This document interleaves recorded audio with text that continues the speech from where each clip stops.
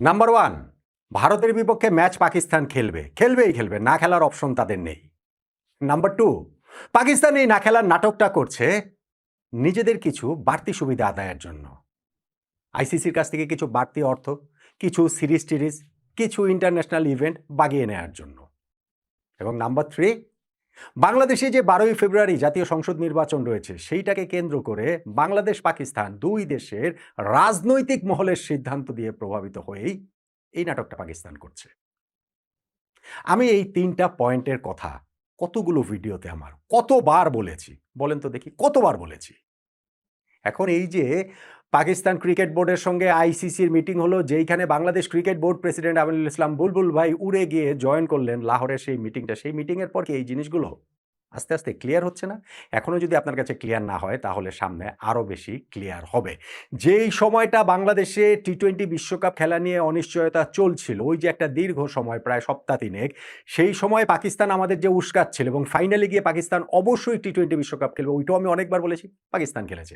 যেই দিন পাকিস্তান ঘোষণা দিয়েছে যে না আমরা টি-20 বিশ্বকাপ খেলবো, তবে বাংলাদেশের সঙ্গে সঙ্গতি দেখিয়ে বাংলাদেশের পাশে থাকার জন্য, যেহেতু বাংলাদেশ টি-20 ওয়ার্ল্ড কাপে নেই, অতএব আমরা ভারতের বিপক্ষে ম্যাচ খেলবো না। ওই প্রথম দিনের ভিডিওতে আমি বলেছি, যেদিন এই খবরটা আসে যে পাকিস্তান ভারতের বিপক্ষে ম্যাচও খেলবে, এরপরে ধরেন 25টা ভিডিওতে 50 বার, 75 বার, 100 বার আমি এই একই কথাটা বলেছি। এবং রাজনৈতিক বিষয়টা তো রয়েছেই, যে এই 12ই ফেব্রুয়ারি নির্বাচনটাকে কেন্দ্র করে বাংলাদেশ পাকিস্তানের যে বিষয়টা। এখন আমিনুল ইসলাম বুলবুল ভাই যে মিটিংটাতে ছিলেন, যেইখানটাতে পাকিস্তান ক্রিকেট বোর্ডের সঙ্গে আইসিসির একটা মধ্যস্থতার মতো জায়গায় তৈরি হয়েছে, সেইখানটাতে তো এই পুরো জিনিসটা আস্তে আস্তে ক্লিয়ার হচ্ছে নাকি বলেন তো?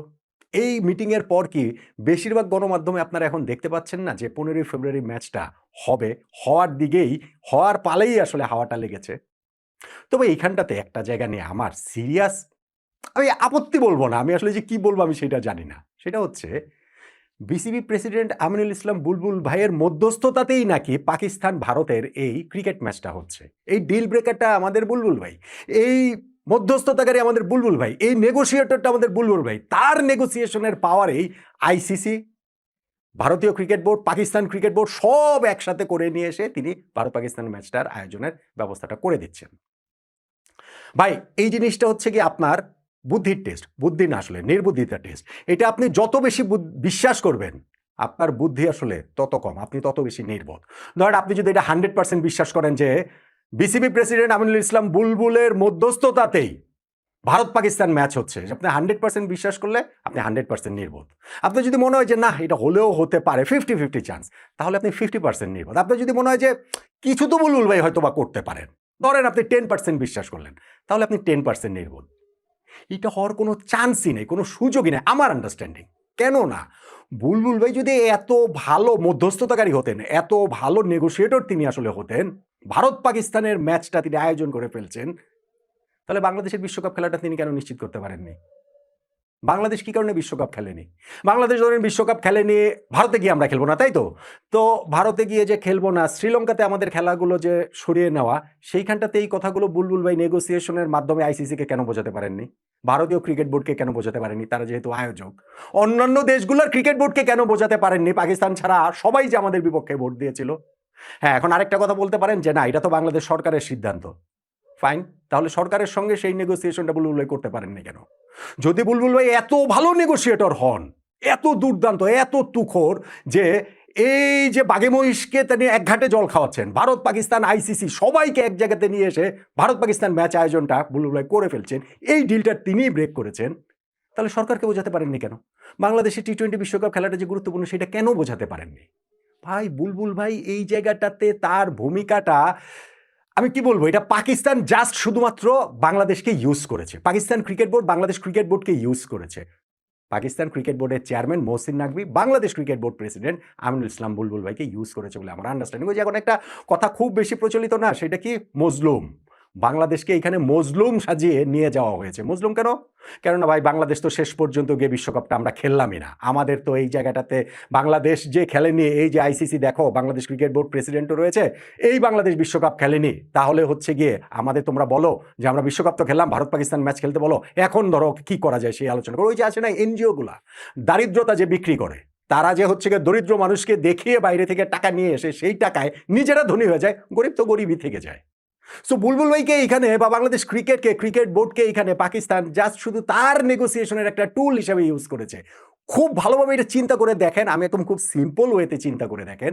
বুলবুল ভাই ডিল ব্রেকার না, Bangladesh cricket board deal breaker না। আমাদের যদি সেই সক্ষমতার জায়গা থাকতো, ডিল ব্রেক করে আমরা টি-20 ওয়ার্ল্ড কাপই খেলতে পারতাম। সো এইখানটাতে এই আলোচনার কোনো জায়গা আছে বলে আমার কাছে মনে হয় না। হ্যাঁ, বুলবুল ভাই একটা ইমার্জেন্সি কল পেয়ে পাকিস্তান ক্রিকেট বোর্ডের কাছ থেকে তিনি গিয়েছেন।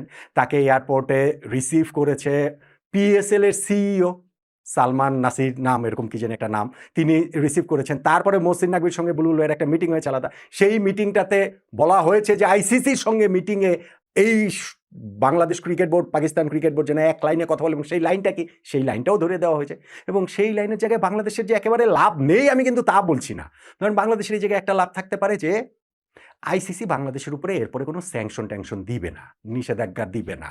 আইসিসির থেকে যেই টাকাটা আমরা পাই সেই টাকাটা হয়তো বা কেটে রাখবে না, জরিমানা করবে না। ওই জায়গাটা শুধুমাত্র বাংলাদেশের লাভ হতে পারে, এর বাইরে কিছু না। এখন ভারত পাকিস্তান ম্যাচ হওয়ার জন্য পাকিস্তান নাকি অনেকগুলো শর্ত দিয়ে দিয়েছে। সেই শর্তের জায়গাগুলো কি কি জানেন? শর্ত হচ্ছে গিয়ে তাদের আইসিসি রেভিনিউ বাড়িয়ে দিতে হবে। ভারত পাকিস্তান ম্যাচের মূল্য যদি এত বেশি হয়, যেই মূল্যের কথা সবাই বলছে, যেই মূল্যের কথা চিন্তা করে এই ভারত পাকিস্তান ম্যাচ আয়োজনের জন্য সবার মাথা খারাপ হয়ে গিয়েছে, তো পাকিস্তানের দাবি হচ্ছে গিয়ে সেই ক্ষেত্রে তো আমাদের শেয়ার বাই বাড়িয়ে দিতে হবে। আইসিসি থেকে এখন তারা যেই পার্সেন্টেজটা পায় সেই পার্সেন্টেজ বাড়িয়ে দিতে হবে। তারা পায় এখন ইয়ারলি $34.5 মিলিয়ন, সেইটাকে তারা 40 মিলিয়নের মতো চাইছে। বাংলাদেশি মুদ্রায় তারা 420 কোটি টাকার মতো প্রতি বছরে পায়। বাংলাদেশি মুদ্রায় এখন তারা 490 কোটি টাকার মতো সেটা চাইছে।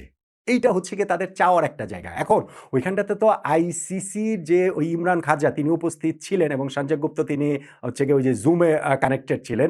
তারা কি এইখানটাতে বলতে পারে যে না ঠিক আছে এইটা তোমাদেরকে দিয়ে দিব? না, এইটা বড় জোর আইসিসি বোর্ড মিটিংয়ে উঠানোর কথা বলতে পারে যে না আমরা নেক্সট আইসিসি বোর্ড মিটিংয়ে এটা উঠাবো এবং সেটা নিয়ে আমরা আলোচনা করবো, অন্যান্য বোর্ড টোড মিলিয়ে তখন এই বিষয়ে আমরা আসলে সিদ্ধান্ত নিব। সেইটাই পাকিস্তানের জন্য ফেস সেভিং। পাকিস্তান তো এখন এই ম্যাচটা তাদের খেলতে হবে, তাদের এই ম্যাচ না খেলার কোনো অপশনই নেই পাকিস্তানের ভারতের বিপক্ষে। কারণ তাহলে তারা ফিনান্সিয়ালি এমন হিট খাবে, পাশাপাশি আইসিসির যদি নিষেধাজ্ঞা আসে, স্যাংশন আসে, অর্থ যদি বরাদ্দ বাতিল করে দেয়, দ্বিপাক্ষীয় সিরিজ যদি বন্ধ করে দেয়, তাহলে গিয়ে পাকিস্তানের ক্রিকেট আসলে সার্ভাইভ করাটা নেক্সট টু ইম্পসিবল। ফলে তাদেরকে আমি আমার ভিডিওতে আছে, আপনি দেখেন, বললেন যে পাকিস্তানকে একটা ফিলিং দিতে হবে যে না তোমরা জিতেছো, তোমরা বিজয়ী হয়েছো। আর মহসিন নাকভি সেই দেশের ক্রিকেট বোর্ডের চেয়ারম্যান, ভাই মহসিন নাকভি পাকিস্তানের স্বরাষ্ট্রমন্ত্রীও বটে। পাকিস্তানের ওই ভীষণ ঘোরালো রাজনীতিতে ভীষণ ঘোরেল একজন, সবচেয়ে টপ লেভেলের স্বরাষ্ট্রমন্ত্রী, তো টপ লেভেল ছাড়া আর হওয়ার কোনো কারণ নেই, ওই রকম একজন রাজনীতিবিদ, যিনি এই পুরো নেগোসিয়েশনটা থেকে এইভাবে বের হয়ে আসবেন যে আমরা জিতেছি, আমরা এখানে বিজয়ী হয়েছে। বাংলাদেশকেও এরকম একটা ফিলিং অনেকেই আসলে পাচ্ছেন। ভাই আমরা যেদিন ওয়ার্ল্ড কাপ খেলিনি সেই দিনই বাংলাদেশের চূড়ান্ত পরাজয় ঘটে গেছে। এরপরে আর আমাদের বিজয় এখান থেকে হওয়ার কোনো অপশন নাই। এখন সেইখান থেকে যদি স্যাংশন ট্যাংশন এড়াতে যদি আমরা পারি, আইসিসির কাছ থেকে যদি টাকা পয়সাগুলো ঠিকঠাক মতো পাই, তাহলেই আসলে আমাদের জন্য মন্দের ভালো, যে ঠিক আছে ওইটা তো হলো না। এর চেয়ে বেশি কিছু এখন এই জায়গাটাতে এক্সপেক্ট করার কোনো জায়গা আছে বলে মনে হয় না। আর ওই যে আলোচনা অন্যান্য যেসব বিষয় টিষয় যে এসেছে বলে বিভিন্ন মিডিয়াতে খবর, এখনও তো কেউ আসলে অফিসিয়ালি কোনো কিছু জানেনি যে পাকিস্তান চাইছে যেন ভারতের বিপক্ষে কিছু সিরিজ, যেন বাড়তি সিরিজ তারা খেলতে পারে, তারা কিছু সিরিজ হোস্ট করতে চায় আইসিসি ইভেন্ট। আর আইসিসি ইভেন্ট তারা কীভাবে হোস্ট করবে? 2021 সালেই তো 2031 পর্যন্ত এই 10 বছরের সকল আইসিসি ইভেন্টের হোস্টিং রাইটস টাইটস ওগুলো সব কিছু ঠিকঠাক হয়ে গিয়েছে। বাংলাদেশ কোন দলের সাথে কি সিরিজ খেলবে না খেলবে সেইটা ওইখানে বসে বসে এই ভারত পাকিস্তান ম্যাচ হবে কি হবে না ওই ডিলিংসের মধ্যে থাকবে। এগুলো ভেবে আমরা নিজেদেরকে একটু ভাবতে পারি যে না আমাদের খুব গুরুত্ব রয়েছে, আমরা একটু কলার উঁচু করে ঘুরতে পারি যে না না না বাংলাদেশ ক্রিকেট ছাড়া আইসিসি চলছে না, পাকিস্তানের তো আমাদের পাশে রয়েছে, ভারতের ক্রিকেটও আমাদের ছাড়া চলতে পারবে না। ফলে আমাদের কথা মেনে নিতে হবে। আমাদের সাথে এখন ইংল্যান্ড, অস্ট্রেলিয়া, ভারত তাদের রেগুলার সিরিজ খেলতে হবে।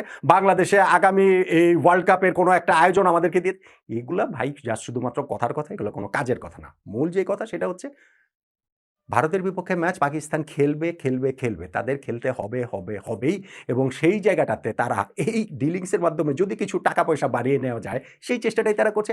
Bangladesh cricket board president Aminul Islam Bulbul ভাইকে নিয়ে গেছে যে বাংলাদেশের ভিকটিম কার্ডটা প্লে করে, যে দেখো এই যে এই অবস্থা, ওদের বিষয়ে আর কিছু করো না। কেননা হচ্ছে গিয়ে বাংলাদেশের এটা এস্টাবলিশ করা গেলে পাকিস্তানের নেগোসিয়েশন, তাদের নিজস্ব নেগোসিয়েশনটা সুবিধাজনক হয়, সেটাই তারা করতে চেয়েছে। এবং আইসিসি আপাতত এই সকল কিছু মেনে নিয়ে বলতে তার চুক্তি স্বাক্ষর হবে না যে ঠিক আছে নেক্সট বোর্ড মিটিংয়ে এই আলোচনা হবে, সেইটুকু করে এই আইসিসি ভারত পাকিস্তানের ম্যাচ আয়োজনটা করে ফেলবে, আয়োজনটা হয়ে যাবে। তারপরে সেটা ইমপ্লিমেন্ট হবে কি হবে না ওগুলো তো পরের ইস্যু, পরের বিষয়। সো মহসিন নাকভিও তখন দেশের মানুষের কাছে, তার দেশের মানুষের কাছে বলতে পারবে যে না ঠিক আছে, আমরা তো জিতেছি, আমরা তো শেষ পর্যন্ত ভারতের সঙ্গে খেলেছি, কিন্তু আমরা আসলে জিতেছি। কিন্তু ভাই বাংলাদেশের মানুষ যদি আমরা নিজেদেরকে বিজয়ী ভাবি না, ওইটা আমার কাছে সবচেয়ে স্যাডেস্ট পার্ট লাগে, যে আমরা নিজেদেরকে বিজয়ী ভাবছি। আমাদের মনে হচ্ছে যে আমাদের বোর্ড প্রেসিডেন্ট আমিনুল ইসলাম বুলবুল ভাই গিয়ে এই ভারত পাকিস্তান ম্যাচ আয়োজনের মধ্যস্থতা তিনি করে ফেলছেন। আমরা ভাবছি যে এই নেগোসিয়েশনের মাধ্যমে ভারত, অস্ট্রেলিয়া, ইংল্যান্ডের সঙ্গে আমাদের দ্বিপক্ষীয় সিরিজ বেড়ে যাবে। আমরা ভাবছি যে এই নেগোসিয়েশনের পার্ট হিসাবে আমাদেরকে কম্পেনসেশন দিবে। এইটাই আসলে আমার কাছে সবচেয়ে দুঃখজনক লাগে। ভারত পাকিস্তান ম্যাচটা হচ্ছে, এই যে বলেছেন যে মহসিন নাকভি যে তাদের দেশের প্রাইম মিনিস্টারের সঙ্গে, শেহবাজ শরীফের সঙ্গে আবারও মিটিং করে তারপরে জানাবেন। আমার ধারণা সেই মিটিংটাও এই একটু ঝোলাঝুলি করবে আরও দু একদিন, কেননা 12ই ফেব্রুয়ারি নির্বাচনটা তো আর খুব দেরিতে নেই। তো তখনও তো ওইটা ওই পর্যন্ত না হলেও, ওই 12ই ফেব্রুয়ারি পর্যন্ত না হলেও ওই কাছাকাছি সময় আসলে চলে যাবে এটার ফাইনাল ডিসিশনটা আসতেই। কিন্তু ডিসিশনটা কোনো সময় অনিশ্চয়তার মধ্যে ছিল না। সবসময় ডিসিশনটা এটা হওয়াই ছিল, অন্তত আমার আন্ডারস্ট্যান্ডিংয়ে, যে ভারতের বিপক্ষে ম্যাচটাও পাকিস্তান খেলবে। আমার আন্ডারস্ট্যান্ডিংয়ে ওই ডিসিশনটা হওয়াই ছিল যে পাকিস্তান কিছু বাড়তি টাকা পয়সার জন্যই এই জোলাজলিটা করছে, বাংলাদেশকে ভিকটিম সাজিয়ে। এবং আমার ওই আন্ডারস্ট্যান্ডিংটাও প্রবলভাবে রয়েছে যে বাংলাদেশের নির্বাচন কেন্দ্র করে রাজনৈতিক স্বার্থসিদ্ধির জন্যই আমাদের ক্রিকেটটা বলি হয়েছে, আমরা বিশ্বকাপটা খেলতে পারিনি। আমার ধারণা সময় যত গড়াবে, আমার এই মতবাদগুলোর সঙ্গে, আমার এই মতামতের সঙ্গে একমত হওয়ার মানুষের সংখ্যাও ক্রমশ বাড়বে।